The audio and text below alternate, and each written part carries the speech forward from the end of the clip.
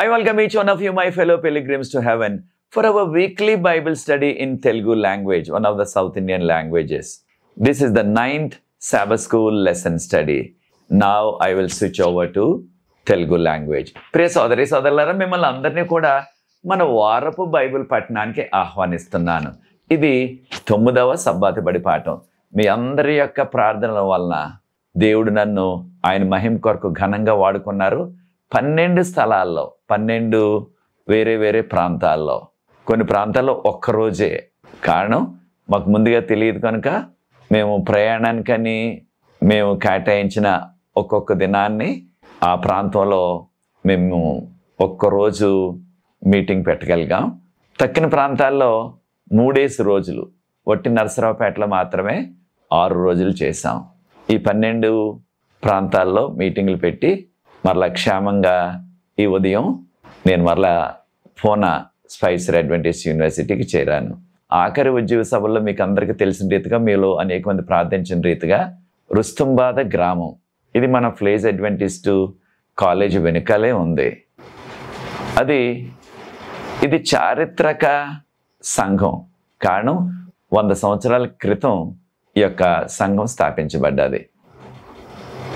వాస్తవానికి ఇంకొక పక్క గ్రామంలో ఎడ్లవారి మెరక అని, దాన్నే సమ్మల్దీవ్ అని కూడా అంటున్నారు, అక్కడ జరపాల.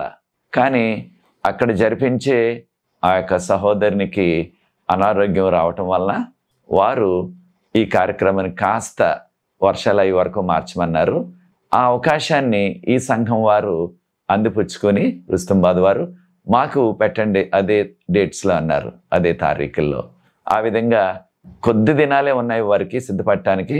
అయినప్పటికీ చక్కగా సిద్ధపాటు చేసుకుని వారందరూ కలిసి ఐక్యతతో ఈ 3 దినాలు కూడా ఉద్యోగ సభలు జరిపించారు ఎంతో ఘనంగా. ప్రతిరోజు కూడా ఉదయం వర్షం వచ్చింది, కానీ మధ్యాహ్నానికి ఆగిపోయింది. ఆఖరి దినాన కూడా ఉదయం వర్షం వచ్చింది. అందరూ ప్రార్థిస్తున్నారు, చాలా మబ్బుగా ఉన్నది. 7:30కే ఆ దినాన సహవాస విందు ఉన్నది, ఫెలోషిప్ మీల్ అంటున్నాం కదా. అందరికీ కూడా చక్కని విందు ఏర్పాటు చేశారు. వారు ఎస్టిమేషన్లో, వారి ఉద్దేశంలో కనీసం 500-600 మందికి తయారు చేశారు. చేస్తే 7:45 కల్లా పెద్ద వర్షం వచ్చేసింది. అరగంట సేపు కురిసింది ఏకంగా వర్షం. ఆ వర్షం అక్కడున్న ఆ రోడ్డు మీద, రోడ్డు ప్రక్కన కూడా నీరు నిలిచిపోయింది. మనం చేయగలిగింది మానవులుగా ఏమీ లేదు. ఒక్కటే మనం చేయగలిగింది, దేవుని సన్నిధిలో ప్రార్థించడం. అదే చేశాం మేమంతా. దేవుడు అద్భుత రీతిగా వర్షాన్ని ఆపేశారు. 8 గంటల 8:15, 8:20కి 8 గంటల 15 నిమిషాలకి వర్షం పూర్తిగా ఆగిపోయింది. ఇక ఒక్క చుక్క కూడా వర్షం పడలేదు. ఆ యొక్క సహవాస విందు నిరాటంకంగా జరిగింది. చక్కని పాటలు పాడారు. నేను వాక్య పరిచర్య చేసి ఆ యొక్క ఉద్యోగ సభలు ముగించగలిగాం. దీని ద్వారా ఆ దినాన్న దేవుని యొక్క హస్తాన్ని మరొకసారి మేమందరం కూడా గమనించగలిగాం. దేవుడు ఏ రీతిగా ఆయనను నమ్ముకున్న వారిని కాపాడతారు. దాంతోపాటు ఈ యొక్క వర్షం కానీ, గాలి కానీ ప్రతిదీ కూడా ఆయన ఆధీనంలో ఉంది. దాన్ని ఆపగల శక్తి, సత్తా యేసు ప్రభుకే ఉన్నవి కనుక ఆయన ఆపేశారు. ఆ మరుసటి రోజున ఉదయం అనగా 21వ తారీఖున బయలుదేరి రాజమండ్రి నుంచి పూనా మేము క్షేమంగా చేరాం. ఇక్కడ 3 రోజులు ఉంటాను. మరలా సోమవారం సాయంత్రం బయలుదేరి హైదరాబాద్ వెళ్ళాలా. హైదరాబాదు శివారు ప్రాంతంలో, అవుట్స్కర్ట్స్ అంటున్నాం కదా ఇంగ్లీష్లో, ఆశీర్వాద సెంటర్ అని ఒకటి ఉంది ఘటకేసరి ప్రాంతంలో. అక్కడ 100 మంది ఇండిపెండెంట్ పాస్టర్లు వస్తున్నారు. వారందరికీ కూడా 3 రోజుల పాటు మన యొక్క సత్యాన్ని, శేషించిన సంఘ సత్యాన్ని, దానియేలు గ్రంథం, ప్రకటన గ్రంథంలో ఉన్న ఆ ప్రాముఖ్యమైన ప్రవచనాల్ని వారికి వివరించబోతున్నాం. పాల్గొనటానికి నాకున్న సమాచారం ప్రకారంగా 3-4 దొరలు కూడా వస్తున్నారు అమెరికా నుంచి. తక్కిన వారు మన యొక్క ప్రాంతంలో ఉన్న వారు. నాకు కూడా ఈ అవకాశం ప్రభు ఇచ్చారు. వారితో 3 దినాలు గడిపి వారికి ఈ ప్రవచనాలు బోధించడానికి. దాని కొరకు మీరందరూ కూడా ప్రత్యేకంగా ప్రార్థించండి. వస్తున్న పాస్టర్ గారులందరూ కూడా వాక్యంలో ఉన్న సత్యాన్ని వారు గ్రహించి దాని కొరకు నిలబడేలాగా. అది ముగించిన తర్వాత వచ్చే వారం అనగా 30వ తారీఖు, 31వ తారీఖు నేను హైదరాబాద్లో ఉంటాను. 31వ తారీఖున మన అబిట్స్లో ఉన్న English central church, English central చర్చ్లో వాక్య పరిచర్య చేస్తాను. దాని తర్వాత జూన్ 1, 2, 3 తారీఖుల్లో పెగల్లపాడులో ఉద్యోగ సభలు. ఈ యొక్క వేసవ కాలానికి అది ఆఖరు ఉద్యోగ సభ మాకు. తర్వాత మరలా యూనివర్సిటీ అనగా విశ్వవిద్యాలయాలు తెరుస్తారు, కాలేజీలు తెరుస్తారు కనుక మరలా మాకు సెలవులు ఇచ్చే అవకాశం ఉండదు. దాంతోపాటు వర్షాకాలం కూడా వచ్చేస్తుంది కనుక పెగల్లపాడు ఇది ఖమ్మంకు మధిరకు మధ్యలో, మధిరకు దగ్గర అంటున్నారు. అక్కడ జరిగే 3 దినాలు ఉద్యోగ సభలు. అది కూడా చారిత్రక సంఘం, పురాతన సంఘం. నా కొరకు ఈ యొక్క పరిచర్య కొరకు ప్రార్థించండి. దేవుని యొక్క మహాకృపను బట్టి ఇంతవరకు జరిగిన ఈ 12 ప్రాంతాల్లో జరిగిన ఉద్యోగ సభల్లో 40 మందికి బాప్తిసం ఇచ్చే అవకాశం ప్రభు నాకు ఇచ్చారు. 40 మంది, 40. దేవునికి సమస్తమైన మహిమ ఘనత చెల్లిస్తుంది. ఇదంతా కూడా మీరందరూ చేస్తున్న ప్రార్థన సహకారం. ఆ విధంగా ప్రార్థన చేస్తూ ఉండండి. ప్రభు నన్ను ఆయన మహిమ కొరకు ఈ కడవరి కాల చివరి దినాల్లో వాడుకునేలాగా ప్రార్థన చేసుకుని ఈ 9వ పాఠంలో కొనసాగుదాం. ప్రార్థన. పరిశుద్ధ ప్రేమ గల మా తండ్రి, మీకు స్తుతులు, స్తోత్రాలు, వందనాలు చెల్లిస్తున్నాం. మమ్మల్ని, మా కుటుంబాలని, మా సంఘాలని మీరు ప్రేమించి నడిపించున్న రీతికై వందనాలు చెల్లిస్తున్నాం. ఈ మే నెల మండు వేసవి ఆఖరి వరకు క్షేమంగా నడిపించారు. వందనాలు ప్రభువా. మీ ప్రత్యేకమైన కృపాసన్నిధి మాతో ఉంచి మీ ఆత్మతో మమ్మల్ని నింపి ఈ యొక్క 9వ పాఠాన్ని కూడా మేము అర్థం చేసుకుని ఆ కృప దయచేయండి. దీనిలో ఉన్న అమూల్యమైన సత్యాలు, మర్మాలు మేము నేర్చుకోవటానికి పరిశుద్ధాత్మతో మమ్మల్ని నింపండి. పరలోకపు జ్ఞానాన్ని మాకు ప్రసాదించండి. మీరే మమ్మల్ని ఆశీర్వదించమని గత 12 ప్రాంతాల్లో జరిగిన ఉద్యోగ సభలో మీ మహిమ కొరకు నన్ను నిలబెట్టి వాడుకున్న రీతిని బట్టి మరొకసారి స్తుతులు చెల్లిస్తూ ఇక మిగిలి ఉన్న ఆ సభల్లో కూడా మీ కృపను అనుగ్రహించవలసిందని, మీరే మహిమ ఘనత తెచ్చుకోవలసిందని యేసు ప్రభువు వారి పరిశుద్ధమైన నామమును బట్టి ప్రార్థిస్తున్నాను తండ్రి. ఆమేన్. ప్రియ సోదరి సోదరులారా, మనకున్న యొక్క పాఠ్యాంశం సామ్స్ పార్ట్ 2, ఇంగ్లీష్లో సామ్స్ పార్ట్ 2. మన యొక్క భాషలో కీర్తనలలో 2వ భాగం, ఇంకా కీర్తనలో నుంచి, కీర్తనల గ్రంథం నుంచి 2వ భాగం. దీని గురించి వివరణ మనం తెలుసుకోబోతున్నాం. ప్రాముఖ్యంగా దేవుడు ఏ రీతిగా తన ప్రజల్ని కాపాడతారో, ఏ రీతిగా దేవుడు తన యొక్క ప్రజల్ని పరిపాలిస్తారో, దేని కొరకు దేవుడు అనేకమైన సాదృశ్యంగా ఉన్న సత్యాలు, అనగా చిహ్నం అంటున్నాం మనం కొన్నిసార్లు, సింబల్ అంటున్నాం ఇంగ్లీష్లో, ఆ రీతిగా ఎందుకు వాడారు దానియేలు గ్రంథంలో, ప్రకటన గ్రంథంలో, ఆ వివరాలు మనం నేర్చుకోబోతున్నాం. మనకి ఇవ్వబడిన మూలవాక్యం, కంఠత వాక్యం కీర్తన 67వ కీర్తన 3-4 వచనాలు. 67వ కీర్తన 3-4 వచనాలు. ఇక్కడ మనతో మోజెస్ అలెగ్జాండర్ ఉన్నారు. మోజెస్ అలెగ్జాండర్ని చదవలసిందిగా కోరుతున్నాను. తక్కిన వారందరూ కూడా వారి యొక్క సెలవులకు వెళ్ళిపోయారు. నాతో దాదాపుగా నెల పాటు వీరందరూ కూడా అనేక గ్రామాల్లో నాతో వచ్చారు. ఇప్పుడు నన్ను పూనాలో దించడానికి, సహాయం చేయటానికి మోజెస్ అలెగ్జాండర్ నాతో వచ్చారు. ఇంకొక 2 రోజుల్లో మరలా తిరిగి వెళ్ళిపోతున్నారు. ఆయనకు ఆల్రెడీ పాస్టర్గా ఉద్యోగం వచ్చేసింది. దేవుని స్తోత్రాలు చెల్లిస్తున్నాం. ఈ సమయంలో మోజెస్ అలెగ్జాండర్ ఇంతవరకు మనకు ఎంతో సహకరించారు. ప్రతిసారి ఎడిటింగ్లో కూడా ఇది బహుశా ఈయన డైరెక్ట్గా చేస్తున్న ఆఖరి ఎడిటింగు, అలాగే డైరెక్ట్గా చదువుతున్న ఆఖరి కంఠత వాక్యం. తర్వాత మరి ఆయన పాస్టర్ గారు అయిపోతారు కాబట్టి ఈ మధ్యకాలంలో వారిని కలుసుకోవటం కష్టమే. మరలా ఎప్పుడైనా ఏదైనా పని మీద పూనాకు వస్తే స్పైసర్కి, అప్పుడు మరలా వారి సేవలు మనం వినియోగించుకుందాం. దయచేసి చదవండి. దేవా, ప్రజలు నిన్ను స్తుతించుదురుగాక, ప్రజలందరూ నిన్ను స్తుతించుదురుగాక. న్యాయమును బట్టి నీవు జనములకు తీర్పు తీర్చుదువు, భూమి మీదన్న జనములను ఏలెదవు. జనములు సంతోషించుచు ఉత్సాహ ధ్వని చేయునుగాక. 67వ కీర్తన 3-4 వచనములు. Thank you Moses Alexander. God bless you. మీరు పాస్టర్ అయిపోయారు కనుక చక్కగా ఆ సంఘాన్ని ప్రభువులో నడిపించాలని మేమందరం కూడా ప్రార్థిస్తాం మీ కొరకు. మనం చదివిన కంఠత వాక్యంలో దేవుడు సమస్తాన్ని పరిపాలిస్తున్నారు. ఈ లోకంలో ప్రజలందరూ ఆయన స్తుతిస్తున్నారు. ఆయన నీతి న్యాయంతో తీర్పు తీరుస్తారు అందరికీ కూడా. ఈ విషయాలు మనందరం కూడా గుర్తిస్తున్నాం. అయితే దానియేలు గ్రంథంలో, ప్రకటన గ్రంథంలో అనేకమైన సూచన ప్రాయంగా వాడారు. ఉదాహరణకు మృగాలు, దానియేలు గ్రంథం 7వ అధ్యాయంలో, ప్రకటన గ్రంథం 13వ అధ్యాయంలో మృగాలు, ఆ మృగానికి 7 తలలు 10 కొమ్ములు, ఈ విధంగా మనకు చెప్పబడ్డవి. అదే రీతిలో ఘట సర్పం, ప్రకటన గ్రంథం 12వ అధ్యాయంలో. ఇవన్నీ కూడా సామాన్యులకి ఎలాగ అర్థమవుతాయి అనే అనుమానం మనందరికి వస్తుంది. ఖచ్చితంగా దేవుడు బైబిల్ గ్రంథంలో వీటిని పెట్టించారు కాబట్టి ఇవి చాలా ప్రాముఖ్యమైనవి. అవి ప్రాముఖ్యమైనవి కాకపోయినట్లయితే ప్రభు పెట్టరు, వాటిని మన కొరకు పెట్టించారు. అయితే చూడండి, ప్రకటన గ్రంథం 1వ అధ్యాయం 3వ వచనం, ప్రకటన గ్రంథం 1వ అధ్యాయం 3వ వచనంలో ఈ ప్రవచన కాలము సమీపించినది కనుక ఈ ప్రవచనాలని చదివేవారు, వాటిని వినేవారు, వాటిని గైకొనేవారు ధన్యులు. అనగా దేవుని యొక్క వాక్యాన్ని మనం చదివినట్లయితే, దాన్ని అనుసరించినట్లయితే మనకి ధన్యత. ధన్యతకు మరొక మాట మన భాషలో దీవించబడ్డవారు, ఇంగ్లీష్లో బ్లెస్సెడ్ అని ఉంది, అంటే దీవించబడ్డవారు. కనుక ప్రియ సోదరి సోదరులారా, మనం దేవుని యొక్క వాక్యాన్ని చదువుచు దానిలో ఉన్న విషయాల్ని మనం అనుసరించినట్లయితే మనము దీవించబడతాం, ఆధ్యాత్మికంగా శారీరకంగా కూడా. చాలాసార్లు మనకు వచ్చే ఆ అనుమానం ఏమిటంటే, దేవుడు ఈ లోకంలో ఎంతో దుర్మార్గత పేరుకుపోయింది, దాన్ని ఆయన వెంటనే ఎందుకు తొలగించట్లేదు, దేవుడు ఎందుకు స్పందించట్లేదు వెంటనే? చాలామంది దుర్మార్గపు జీవితాలు జీవిస్తున్నారు. అలాంటి వారు కొంతమంది అక్కడక్కడ సంఘాల్లో కూడా ఉంటున్నారు. వారికి ఎందుకు దేవుడు శిక్ష వేయట్లేదు వెంటనే? ఈ లోకంలో చూస్తే అనేక మంది దారుణమైన కార్యాలు చేస్తున్నారు, ఎన్నో దారుణాలు చేస్తున్నారు పట్టపగలే. అయితే అటువంటి వారికి శిక్ష పడటం లేదు. కారణం, వారికి డబ్బు ఉంది, పలుకుబడి ఉంది, రాజకీయ అండదండలు ఉన్నాయి.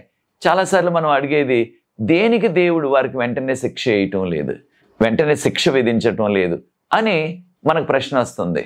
అయితే తప్పకుండా దేవుడు స్పందిస్తారు ఆయన సమయంలో. మనం అనుకున్నట్టు ఆ సమయంలో స్పందించకపోయినప్పటికీ తప్పకుండా దేవుడు స్పందిస్తారు.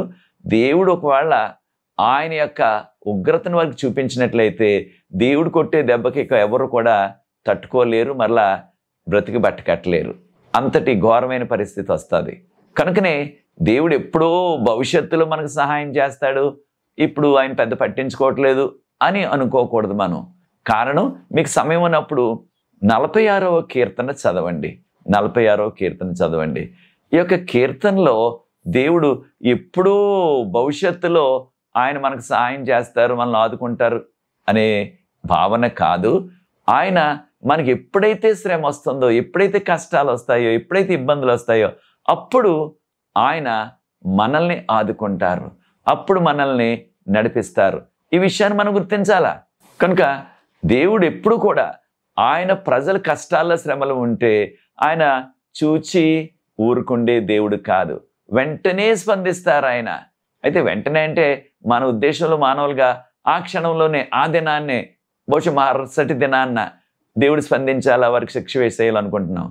దేవుడు ప్రేమస్వరూపి కనుక, దేవుడు దీర్ఘశాంతం కలవాడు కనుక కొంచెం సమయాన్ని, కొంచెం అదనపు సమయాన్ని వారికి ఇస్తున్నారు. దీనివలన వారు ఒకవేళ మార్పు చెంది దేవుని తట్టు తిరుగుతారేమో అని. అలాగా దేవుడిచ్చిన అవకాశాన్ని వారు సద్వినియోగం చేసుకోకపోయినట్లయితే దేవుని శిక్ష ఖచ్చితంగా వారి మీద పడుతుంది, దాని నుంచి వారు తప్పించుకోలేరు. కనుక ఈ లోకంలో ఉన్న ఏ సమస్య అయినా సరే, ఆధ్యాత్మిక సమస్యలు, శారీరక సమస్యలు, ఆర్థిక సమస్యలు, కుటుంబ సమస్యలు, రాజకీయ సమస్యలు, ఏ సమస్య అయినా సరే తప్పకుండా దేవుడు దాన్ని చూచి చూడనట్టు విడిచిపెట్టేయరు, ఖచ్చితంగా స్పందిస్తారు. కారణం, ఆయన దేశాలన్నింటినీ కూడా ఆయనే కంట్రోల్ చేస్తున్నారు, ఆయన స్వాధీనంలో ఉన్నవి. తప్పకుండా ఈ లోకపు అధికారి ప్రస్తుతం సాతానుడు అయినప్పటికీ తప్పకుండా దేవుడు ఈ విశ్వమంతటిని కూడా పరిపాలిస్తున్నారు. కనుక ప్రియ సోదరి సోదరులారా, దేవుడు మన కష్టాల్లో కూడా మనతో ఉంటారు, క్లిష్ట పరిస్థితుల్లో కూడా ఆయన మనతో ఉంటారు. ఈ విషయాన్ని మనం ఎప్పుడు కూడా మర్చిపోకూడదు. అయితే ప్రకటన గ్రంథంలో అనేకమైన విషయాలు సాదృశ్యంగా చెప్పబడ్డాయి, అంటే చిహ్నంగా, సింబల్గా చెప్పబడ్డది.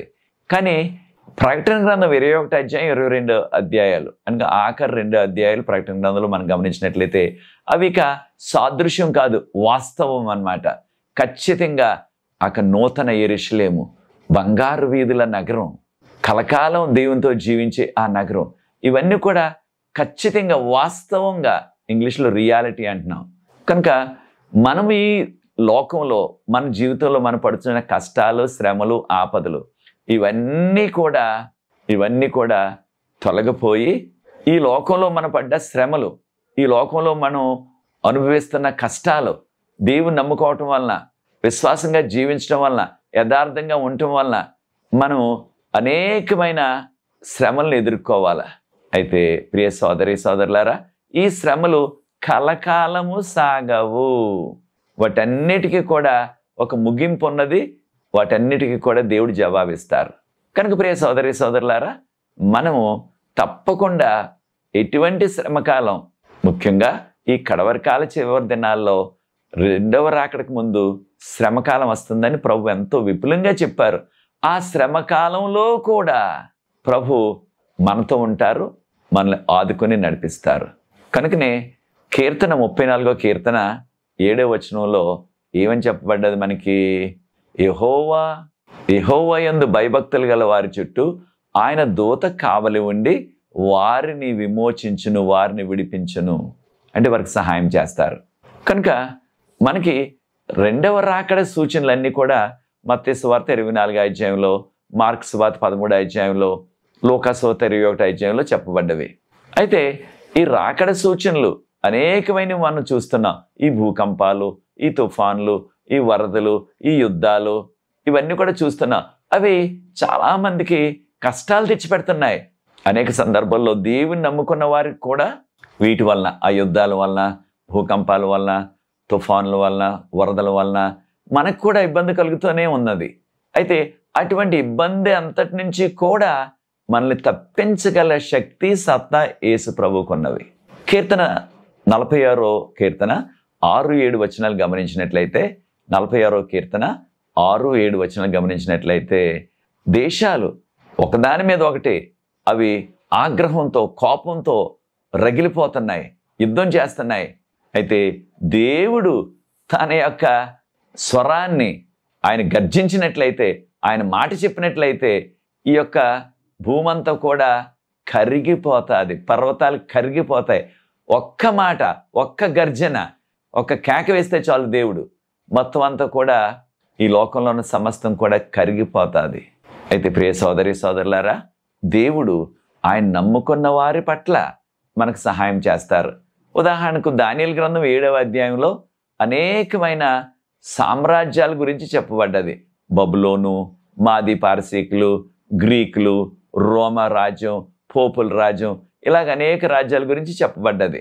అయితే చివరిగా వచ్చేది ఏమిటి? క్రీస్తు రాజ్యం, కలకాలం ఉండే, నిరంతరం నిలిచే రాజ్యం, యేసు ప్రభు రాజ్యం. కనుక మనకి రాబోయే దినాల్లో మంచి జరుగుతుంది, కనుక ఈ ప్రస్తుతం మనకి అనేకమైన కష్టాలు, శ్రమలు, ఇబ్బందులు ఈ లోకంలో వచ్చినప్పటికీ ఓపికతో, విశ్వాసంతో మనం కొనసాగినట్లయితే ఖచ్చితంగా మంచి రోజులు ముందున్నాయి. మనకి విశ్వాసాలుగా మంచి రోజులు ముందున్నవి, అదే పరలోకం అంటున్నాం. కనుక ప్రియ సోదరి సోదరులారా, ప్రస్తుతం ఈ లోకంలో ఎక్కడ చూసినప్పటికీ అరాచకం, ఎక్కడ చూసినప్పటికీ అక్రమం, ఎక్కడ చూసినప్పటికీ అన్యాయం, ఎక్కడ చూసినప్పటికీ ఎంతో భయంకరమైన పరిస్థితులు మనకుంటున్నాయి లోకంలో. విచారం ఏంటంటే చాలాసార్లు సంఘాల్లో కూడా ఇటువంటి పరిస్థితి చాలా చోట్ల సాతాను తెచ్చిపెడుతున్నాడు. ప్రియ సోదరి సోదరులారా, ఆ సంఘంలో కూడా వస్తున్న ఆ సమస్యలకు నీవు కూడా ఒక కారణమా, నీ కుటుంబం కూడా ఒక కారణమా? లేకపోయినట్లయితే సంఘాన్ని బలపరచడానికి, ఐక్యపరచడానికి నీ వంతు ప్రయత్నాన్ని నువ్వు చేస్తున్నావా? లేకపోయినట్లయితే ఆ సంఘంలో సమస్యలు ఇంకా పెద్దవటానికి నీవు కాస్త ఆ మండే ఆ యొక్క సమస్యల్లో నీవు కూడా కాస్త కిరసనాలు పోస్తున్నావా దానిలో? అయితే మనము దేవుని బిడ్డలుగా ఉండాలా. కారణం, సమాధానపరచువారు ధన్యులు. సమాధానం పరచాలి మనం. అటువంటి వారు దేవుని యొక్క బిడ్డలు అనబడుతుంది. సమాధాన పరచాలి మనం. అయితే దేవుని యొక్క పాదాల కింద ఉన్న పరిస్థితి చూడండి.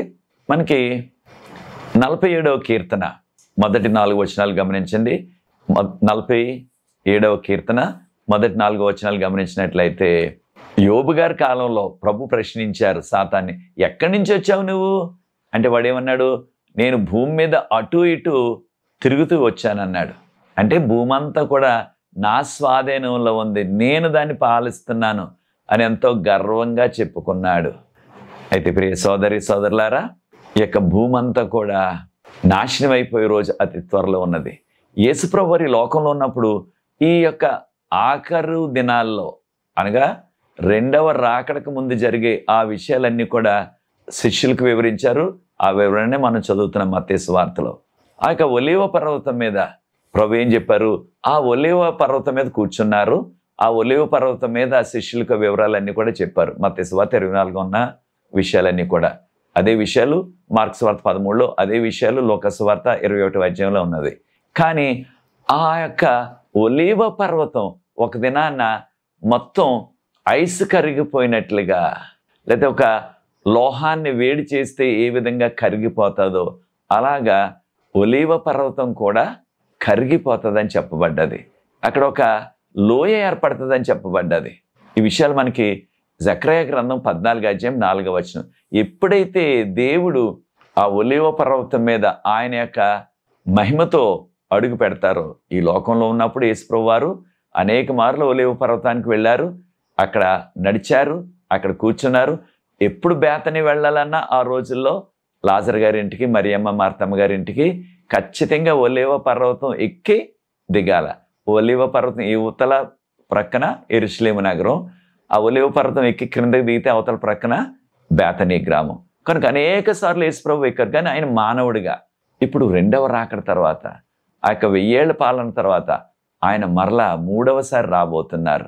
ఆయన వచ్చి ఆయన పాదాన్ని, ఆయన యొక్క మహిమ పాదాన్ని ఎప్పుడైతే ఒలీవ పర్వతం మీద మోపుతారో, ఒలీవ పర్వతం ఐస్ కరిగినట్టు కరిగిపోతుందని చెప్పబడ్డది.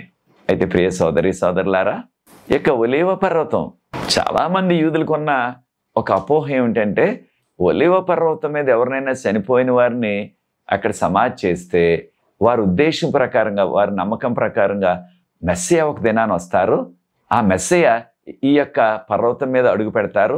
ఆయన అడుగు పెట్టినప్పుడు చనిపోయిన వారందరూ కూడా లేస్తారు అనే నమ్మకం వారికి ఉంది. కనుకనే ఎక్కువ మంది ధనవంతులు చిన్న స్థలమైన కొనుక్కొని వారి కుటుంబస్తుల్ని ఈ యొక్క ఒలీవ పర్వతం మీద సమాధి చేస్తున్నారు. అనేక మంది ప్రవక్తలు కూడా అక్కడ సమాధి చేశారు. అయితే ప్రియ సోదరి సోదరులారా, మనం ఎక్కడ సమాధి చేయబడినా సరే, యేసు ప్రభు రెండోసారి వచ్చినప్పుడు ఆయన బూరధ్వని మ్రోగినప్పుడు, అనగా కోటాను కోట్ల దూతలు మధ్యాకాశంలో ఉండి వారు బూరను మోగిస్తారు. వారు బూరలు మోగించినప్పుడు విశ్వాసిగా ఉండి చనిపోయి ఏ గ్రామంలో, ఏ పట్టణంలో, ఏ నగరంలో, ఏ దేశంలో సమాధి చేసినప్పటికీ వారు మహిమ శరీరాలతో లేచి వస్తారు. కనుక ఫలానా చోటే నన్ను సమాధి చేయాలని మనం ఎవరిని కూడా పట్టువద్దు, ఇబ్బంది పెట్టవద్దు. ముఖ్యంగా పెద్ద వయసులో ఉన్న తల్లిదండ్రులు ఉన్నట్లయితే వారి యొక్క బిడ్డల మీద ఒత్తిడి పెట్టవద్దు. నేను చనిపోయిన తర్వాత తీసుకెళ్ళి నా గ్రామంలోనే మా యొక్క తండ్రి ప్రక్కనే సమాధి చేయండి, నన్ను మా తల్లి ప్రక్కన సమాధి చేయండి. అనేక మంది ఇటువంటి కోరికలు కోరుతున్నారు. అది సరికాదు. దేవుని బిడ్డలుగా మనం ఎక్కడ సమాధి చేయబడినా సరే, ఒకవేళ మరణించినట్లయితే తప్పకుండా వారు అందరు కూడా లేస్తారు, దేవదూతలు వచ్చి తీసుకెళ్తారు. ఈ విషయాన్ని మనం గుర్తించాలా. అయితే ప్రియ సోదరి సోదరులారా, ఎప్పుడైతే యేసు ప్రభు రెండవ రాకడ తర్వాత, రెండవ రాకడలో ఆయన మధ్యాకాశంలోనే ఉంటారు సుమా, ఆయన భూమి మీద ఎక్కడ అడుగు పెట్టరు. రెండవ రాకడ అయిపోయిన తర్వాత 1000 ఏళ్ల పాలన, ఆ 1000 ఏళ్ల పాలన తర్వాత అప్పుడు ఆయన మరలా 3వసారి ఆయన పరలోకం, దాన్ని నూతన యెరూషలేము అంటున్నాం, దాంతోపాటు వచ్చేస్తారు. ఏకంగా వచ్చేసి ఆ పట్టణం నెమ్మదిగా దిగుతూ ఉంటుంది. ఈ విషయాలు మనం ప్రకటన గ్రంథం 20వ అధ్యాయం 8, 9, 10 వచనాల్లో చదువుతున్నాం. ఆయన ఆ యొక్క స్పీడ్గా కాస్త ముందు వచ్చేసి ఒలీవ పర్వతం మీద అడుగుపెట్టినప్పుడు ఆ పర్వతం అంతా కూడా శుద్ధీకరించబడి ఆ పర్వతం అంతా కూడా కరిగిపోతుంది. ఆ యొక్క శుద్ధీకరించబడిన ఆ యొక్క ప్రాంతంలో నూతన యెరూషలేము దిగుతుంది. అంటే ఇప్పుడున్న పాత యెరూషలేము, బెత్లెహేము, బేతని, ఈ ప్రాంతాల్లో నుంచి గలిలీ, ఈ ప్రాంతాలు ఉన్నాయి చూడండి, అవన్నీ కూడా నూతన యెరూషలేముతో ఆక్రమించబడతాయి. కనుక ఆ ప్రాంతం అంతటిని కూడా యేసు ప్రభు వారు ఆయన పాద తాకిడితో శుద్ధీకరిస్తారు. దీన్ని ఇంగ్లీష్లో ప్యూరిఫై అంటున్నాం. కారణం ఇప్పుడు మన యొక్క గ్రామాలు, పట్టణాలు, నగరాలు, మన పొలాలు, మన సమస్తం కూడా ఈ భూమి మీద అంతా కూడా ఏమైపోయింది? పొల్యూషన్ వచ్చేసింది. అంటే ఇదంతా కూడా ఎంతో కాలుష్యం వచ్చేసింది. కనుక మనం ఏమంటున్నాం, ఈ రోజుల్లో నీటిలో కాలుష్యం, వాయువులో కాలుష్యం, మనం తినే పదార్థాల్లో కాలుష్యం, రకరకాల పదార్థాలు ఆ యొక్క వ్యాపారులు కలిపేసి మనకు అమ్మేస్తున్నారు కాస్త లాభం వస్తుందని.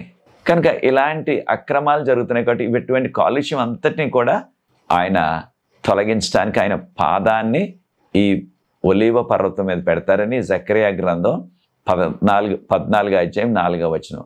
ఇది రెండవ రాకడ తర్వాత 1000 సంవత్సరాల తర్వాత ఈ విషయాన్ని మనం గుర్తించాలి. రెండవ రాకడలో ఆయన మధ్యాకాశంలోనే ఉంటారు.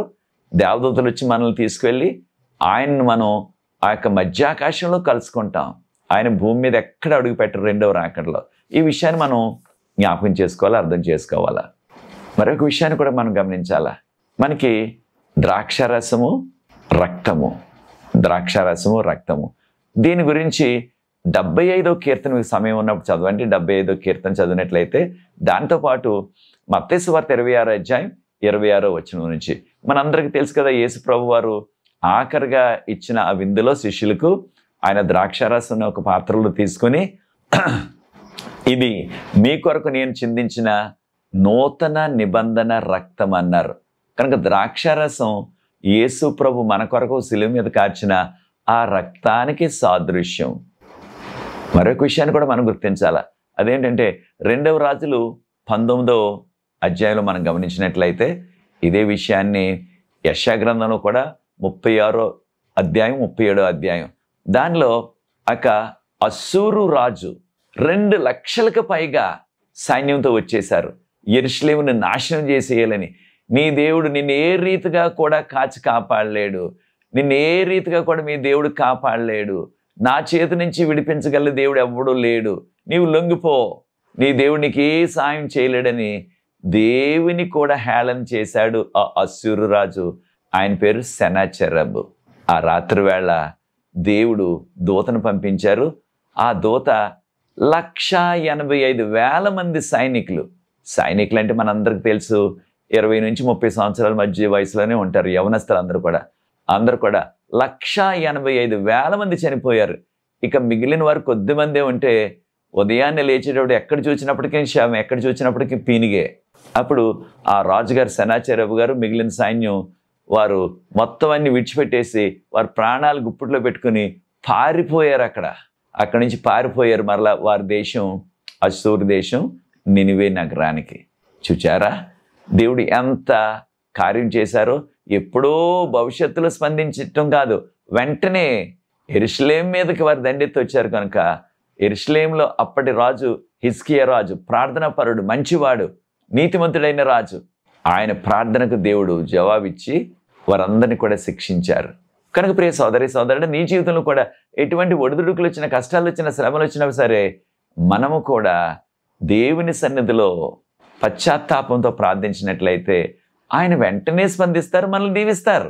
అదే రీతిగా ఆ యొక్క శత్రువులందరినీ కూడా ఆయన నాశనం చేస్తారు.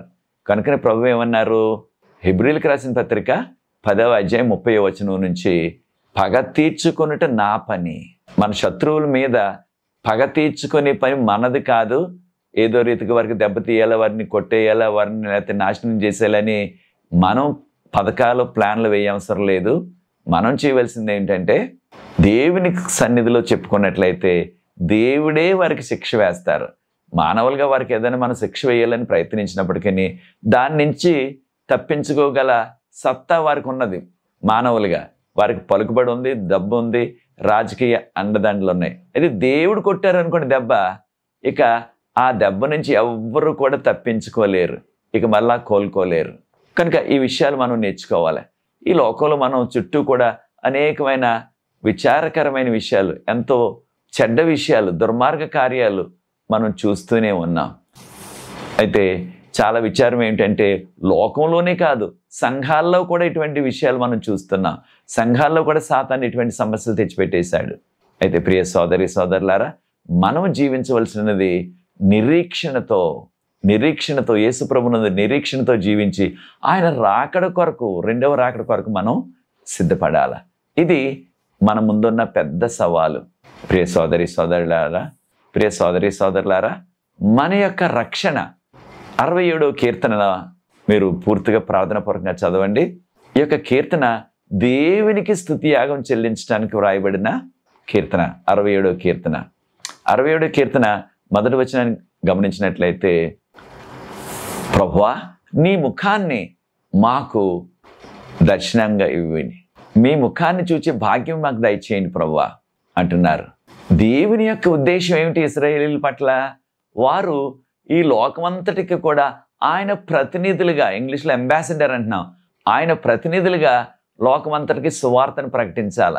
ఈ రక్షణ భాగ్యాన్ని అందరికీ చెప్పాలి లోకంలో. దాని కొరకు దేవుడు ఎన్నుకున్నారు ఇశ్రాయేలీయుల్ని. తర్వాత యెరూషలేములో కట్టబడిన దేవాలయం, యెహోవా మందిరం, అది ఒట్టి యూదులకు మాత్రమే కాదు, అది అందరికీ కూడా, అన్ని జాతుల వారికి, అన్ని దేశాల వారికి కూడా ప్రార్థనా మందిరంగా ఉండాలా. కానీ ఇశ్రాయేలీయులు ఏం చేశారు? వారి చుట్టూ ఒక కోట కట్టేసుకున్నట్లుగా, ఇక బయట వారితో ఏ విధమైన సంబంధం లేకుండా యూదులతోనే సంబంధం, యూదులతోనే స్నేహం, యూదులతోనే వారు కలిసిమెలిసి జీవించారు. ఆ ప్రక్కనే ఉన్న సమరీయులు, ఆ ప్రక్కనే ఉన్న ఫిలిస్తీయులు, వారి ప్రక్కనే ఉన్న ఆమోనీయులు, ఆమోరీయులు, మోయాబీయులు, ఏదోమీయులు, వారందరూ కూడా దగ్గరే ఉన్నారు. అయితే వారితో ఎవరితో కూడా రక్షణ గురించి వారు చెప్పలేదు, నిజ దేవుని గురించి చెప్పలేదు, 10 ఆజ్ఞల గురించి చెప్పలేదు, రక్షణ గురించి చెప్పేయలేదు వారు. అయితే ప్రియ సోదరి సోదరులారా, దేవుడు దానికి ఎంతో చింతించారు. అందరికీ కూడా సువార్త ప్రకటించవలసిన భారం వారికి ఇచ్చారు దేవుడు, కానీ వారు దాన్ని చేయలేదు. కనుక ప్రభు ఏం చేశారు? ఆ యొక్క పనిని, రక్షణ భాగ్యాన్ని, ఈ సువార్తను, ఈ రక్షణ వార్తను అందరికి అందించే ఆ యొక్క పని వారి దగ్గర నుంచి తొలగించి అన్యులమైన మనకిచ్చారు. ఇదే ఉపమానాన్ని యేసు ప్రభు వారు చెప్పారు. మత్తయి సువార్త 21వ అధ్యాయం 35 నుంచి 40 వరకున్న వాక్య భాగంలో, ఆ ద్రాక్ష తోట యజమాని తనకు రావాల్సిన ద్రాక్షాలు ఇవ్వకుండా ఆ సేవకులను కొట్టేశారు. చివరిగా కుమారుని పంపితే కుమారుని కూడా చంపేశారు. అప్పుడు ఆ ద్రాక్ష తోట యజమాని ఆ తోటను వారి దగ్గర నుంచి తీసివేసి ఇతరులకు ఇచ్చేశారు దాన్ని. అనగా సువార్త ప్రకటించే ఈ గొప్ప ధన్యత, దేవునికి వారు ప్రతినిధులుగా ఉండే ఆ ధన్యత వారి దగ్గర నుంచి తొలగించబడి అన్యజనాంగమైన మనకి ఇవ్వబడ్డది. అయితే ప్రభువుని తెలుసుకున్నాం, మనం ఏ రీతిగా జీవిస్తున్నాం? ఈ సువార్తతలకు అందించే ఆ పనిని మనం చేస్తున్నామా? లేకపోయినట్లయితే ఈ సువార్తను అందుకున్నాం, దానివల్ల అనేకమైన ఆధ్యాత్మిక శారీరక దీవులు వచ్చాయి, మనం ఎంతో హెచ్చించబడ్డాం. ఒకప్పుడు ఎంతో పేదరికంలో, సామాన్య కుటుంబాల్లో ఉన్న మనలో అనేక మంది ఎంతో సువార్త వలన దీవించబడి ఉన్నతమైన స్థితికి వచ్చి, ఉన్నతమైన చదువులు చదువుకొని, ఉన్నతమైన పదవులు, విదేశాలకు వెళ్ళి ఎంతో దీవించబడ్డారు శారీరకంగా. అయితే ఈ సువార్తను ఇతరులకి ఎవరికైనా అందిస్తున్నావా ప్రియ సోదరి సోదరుడా? లేకపోయినట్లయితే ఆ యూదుల్లాగే మనం కూడా చుట్టూ ఒక గోడను నిర్మించుకుని ఇతరులతో సంబంధం లేకుండా మనకు మనమే జీవిస్తున్నామా? చాలాసార్లు మనతో ఉన్న యొక్క వెలుగు, మనకున్న ఈ యొక్క సువార్త వెలుగు ఇతరులకు మనం అందించడం లేదు.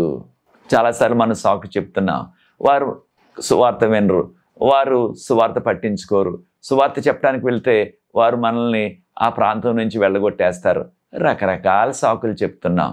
మన ప్రయత్నం మనం చేద్దాం, విన్నవారు రక్షించబడతారు, తిరస్కరించినట్లయితే వారు ఒక దినాన్ని లెక్క అప్పగించుకుంటారు, ప్రభువుకి శిక్ష విధించబడుతుంది. కనుక ప్రియ సోదరి సోదరులారా, మనము అందరం కూడా సంఘంలో ఐక్యత కలిగి, కీర్తన 133 సహోదరులు ఐక్యత కలిగి ఉండటం ఎంత మేలు, ఎంత మనోహారం. మనందరం కూడా ఐక్యతతో, నీదే భాష అయినా, ఏ సామాజిక వర్గం అయినా, ఏ ఆర్థిక పరిస్థితి అయినప్పటికీ దేవునికి లోబడి ఐక్యతతో ఈ సువార్తను మనం ముందుకు తీసుకెళ్ళి ప్రకటించాలా. అయితే మనం అందరం కూడా పెద్ద పెద్ద వాక్య పరిచర్య చేయలేకపోవచ్చు. మనకు తెలిసిన కొంచెమే, మనకు తెలిసిన ఆ శైలిలో మనం ఈ సువార్తను అందించాలా. మనం అందరి ముందు నిలబడి వాక్యం ప్రకటించే ధైర్యం లేకపోవచ్చు. కానీ మన స్నేహితులకు, మన ఇరుగు పొరుగు వారికి, ఒక్కొక్కరికి, ఇద్దరిద్దరికి మనం దేవుడు మన పట్ల చేస్తున్న అద్భుత కార్యాలని పంచుకున్నట్లయితే, దేవుడు మన పట్ల చేస్తున్న ఆ యొక్క మంచి మంచి కార్యాలు, దీన్ని అద్భుతాలు అంటున్నాం, వాటిని ఇతరులతో చెప్పినట్లయితే వారు కూడా యేసు ప్రభు వైపు ఆకర్షించబడతారు. ఆ విధంగా చేస్తావా ప్రియ సోదరి సోదరుడా? ఈ విధంగా సువార్త అందరికి అందించడానికి ఈ మండు వేసవిలో కూడా నెలపాటు నేను, నాతో ఉన్న విద్యార్థి బృందం అనేక గ్రామాలకి, చిన్న చిన్న గ్రామాలకి, చాలా వేడిగా ఉన్నది చాలా ప్రాంతాల్లో మీకు చెప్పాను కూడా, కొన్ని ప్రాంతాల్లో 43, 44, 45 డిగ్రీలు వేడి వచ్చేసింది. అయినప్పటికీ మన బాధ్యత ఈ సువార్త ఇతరులకి అందించాలి. ఒక దినాన ప్రభు అడుగుతారు, నేను నీకు ఇచ్చిన ఈ యొక్క సత్యాన్ని ఇతరులకి ప్రకటించావా, ఇతరులకి అందించావా, ఇతరులతో సాక్ష్యం చెప్పావా, ప్రభు నీ జీవితంలో నీ కుటుంబంలో ఏం చేస్తున్నారో వాటిని ఇతరులతో పంచుకుంటున్నావా అని ప్రభు అడుగుతారు. ఏం జవాబు చెప్పగలం మనం?